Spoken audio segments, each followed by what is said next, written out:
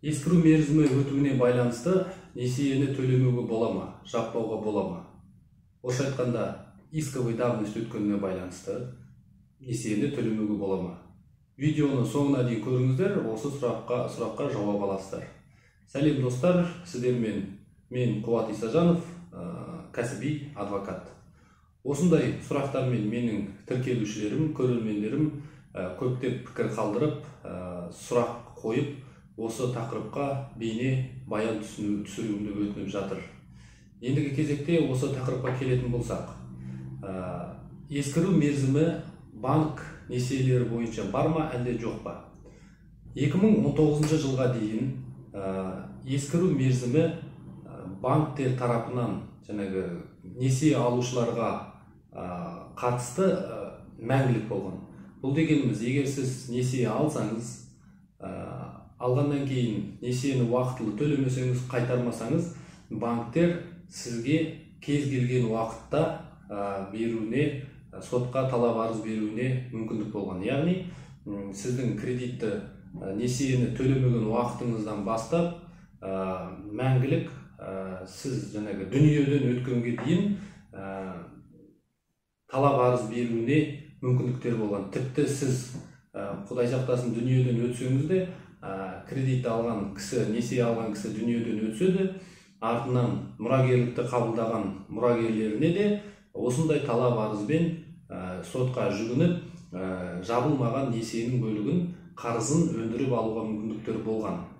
Сол 2019 жылға дейін керісінше несие алушылардың банктерге осындай талап арызбен сотқа жүгіну ескіру мерзімі 5 жылды құраған. Яғни, банктер сияқты мәңгілік емес, сіз несие бойынша, несие келісім шарты бойынша қандай да бір шарттарымен келіспей сотқа жүгінетін болсаңыз, сіз оны 5 жыл мерзімнің ішінде жасауыңыз қажет болған. Егер 5 жыл мерзім өткеннен кейін бергіңіз келсе, ондай құқықтан айырылып қалатын болғансыз. Осы заң талабына 2019 жылы өзгеріс енгізілді. Қазақстан Республикасының банктер қызметі және банктер туралы заңына өзгеріс енгізілді. Яғни, банктердің несие алушыларға, салымшыларға беретін, талап арыз келтіретін мерзімі, ескіру мерзімі 5 жылға дейін қысқартылды. Яғни, келісім шарт бойынша сіз несие төлеуді қандай да бір себептермен тоқтатсаңыз, банктер сізге қарсы талап арызды сотқа 5 жылдың ішінде бере алатын болды. Ал ол заңға несие алушылардың банктерге беретін, талап арыз беретін уақыты мерзімі көрсетілмеген. Яғни, бұл дегеніміз азаматтық кодекста жалпы ескіру мерзімі 3 жылды құрайды. Егер де басқа заңда бұл ескіру мерзімі басқа тәртіпте көрсетілмесе, яғни жоғарыда айтқан банктер туралы заңда несие алушыларға қатысты ескіру мерзімі көрсетілмегендіктен, ол осы жалпы 3 жылдың ішінде беру қажет болған.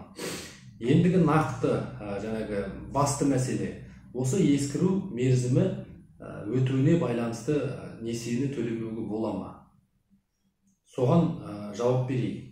Біз жоғарыда айтылғандай, банктер 5 жылдың ішінде сізге талап арыз бере алады болды. Ескіру мерзімі қай уақытта басталады? Сіз несиені алдыңыз, несиені уақытылы төлеп жүрдіңіз. Алайда бір белгілі себептермен несиені төлеуді тоқтаттыңыз. Сол сіздің несиені төлеуді тоқтатқан уақытыңыздан 5 жыл мерзім өтуі қажет. Яғни, сіз несиені төлеуді тоқтаттыңыз, содан 5 жыл уақыт өткеннен кейін ескіру мерзімі өтті деп есептеледі. Алайда, бұл ескіру мерзімінің өтуі банктердің сізге қарсы қарызды өндіріп алу туралы сотқа жүгінуге тыйым салынбайды. Банктер ескіру мерзімі өтсе де қарызды өндіру туралы талап арызбен сотқа жүгіне алады. Талап арызбен сотқа жүгінгеннен кейін азаматтық заңнама бойынша сот ескіру мерзімі өтті деп өздігінен азаматтық істі қысқартып, немесе талап арызды қанағаттандырудан бас тарта алмайды. Себебі заңға сәйкес сот, төрелік етуші сот өздігінен ескіру мерзімді қолдана алмайды. Сондықтан егерде сізге осындай талап арыз берілген болса, яғни 5 жылдық ескіру мерзімі өтіп кеткеннен кейін банк сізге талап арыз берген болатын болса, сіз жауапкер ретінде сотқа келген кезде сіз өтініш хат беруіңіз керек сотқа. Ходатайство дейді орысша. Сіз сотқа өтініш хат бересіздер де, құрметті сот, мына жерде жаңағы несиенің келісім шарттың сотқа жүгіну тәртібінде ескіру мерзімі өтіп кеткен. Сол себепті талап арызды қанағаттандырудан бас тартыңыз деп өтініш хат берсеңіз, осы жағдайда сот ескіру мерзімін қолдана алады.